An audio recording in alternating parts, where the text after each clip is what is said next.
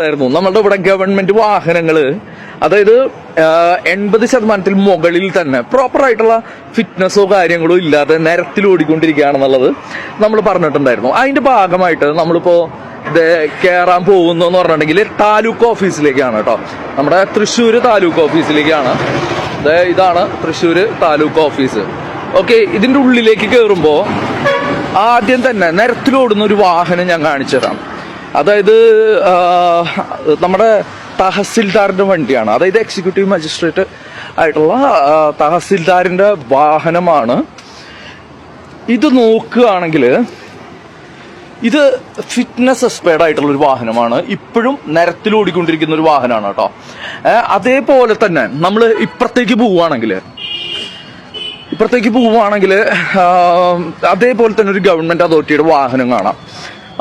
അപ്പോൾ അതിലേക്ക് നോക്കുകയാണെന്നുണ്ടെങ്കിലും ഈ പറയുന്ന പോലെ ടാക്സ് അടയ്ക്കാതെ നിരത്തിൽ ഓടിക്കൊണ്ടിരിക്കുന്ന ഒരു വാഹനമാണ്.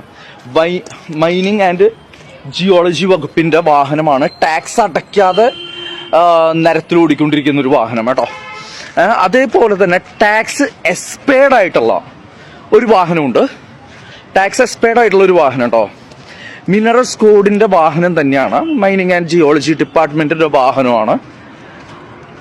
അതിന്റെ അവസ്ഥ നോക്കുകയാണെങ്കിൽ ടാക്സ് എക്സ്പേർഡ് ആയിരിക്കുകയാണ്. അതായത് ടാക്സ് 2014 എക്സ്പേർഡ് ആയിട്ട് ഇതുവരെ അടയ്ക്കാതെ നിരത്തിൽ ഓടിക്കൊണ്ടിരിക്കുകയാണ്.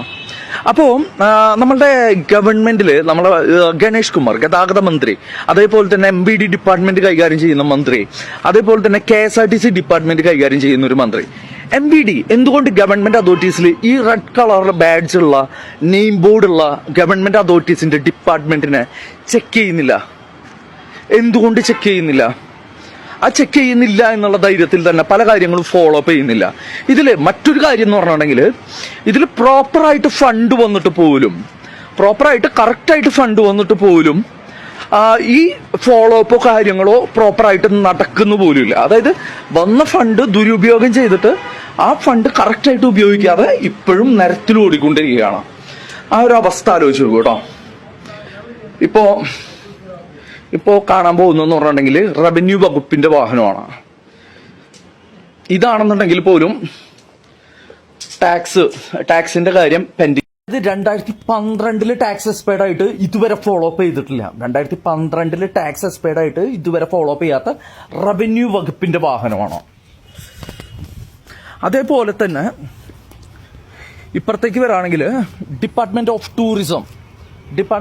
ടൂറിസം വകുപ്പിന്റെ വാഹനമാണ്.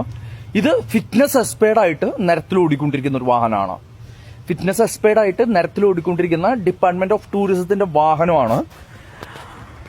അതേപോലെ തന്നെ ഇപ്പുറത്തേക്ക് വരികയാണെങ്കിൽ ഇവിടെ നോക്കുകയാണെങ്കിൽ തന്നെ കാണാം. അതായത് ജനങ്ങളുടെ ടാക്സിൽ നിന്ന് കറക്റ്റായിട്ട് ഫണ്ട് അടയ്ക്കാൻ കൊടുത്തിട്ട് 40,553 രൂപയോളം ഫൈൻ വന്നിട്ട് ലൈഫ് ടൈം ടാക്സ് പ്രോപ്പർ ടൈമിന് അടയ്ക്കാതെ അത് കൂടിയിട്ട് 40,553 രൂപയോളം ഫൈൻ വന്നിട്ട് എടുക്കുന്ന ഒരു വാഹനമാണത്. അപ്പോൾ ഇവിടുത്തെ ജനങ്ങൾ വിഡ്ഢികളാണോ ഗണേഷ് കുമാർ? താങ്കൾ ഈ ബിൽഡപ്പ് കാണിക്കുക, 3 മാസം കൂടുമ്പോൾ ജനങ്ങളുടെ മുന്നിൽ വന്നിട്ട് ഒരു ഹൈപ്പ് ഉണ്ടാക്കാനായിട്ട് ശ്രമിക്കുക. താങ്കൾ ജനങ്ങളോട് ചെയ്യേണ്ട നീതി എന്ന് പറയുന്നത് ആദ്യം ഗവൺമെന്റിനെ ശരിയാക്കാനുള്ളതാണ്. ഗവൺമെന്റ് പ്രോപ്പറായിട്ട് തന്നെ വർക്ക് ചെയ്യുകയാണെങ്കിൽ ഇവിടെ ഭൂരിഭാഗം പ്രശ്നങ്ങൾ തീരും. അതിനു വേണ്ടിയിട്ടുള്ള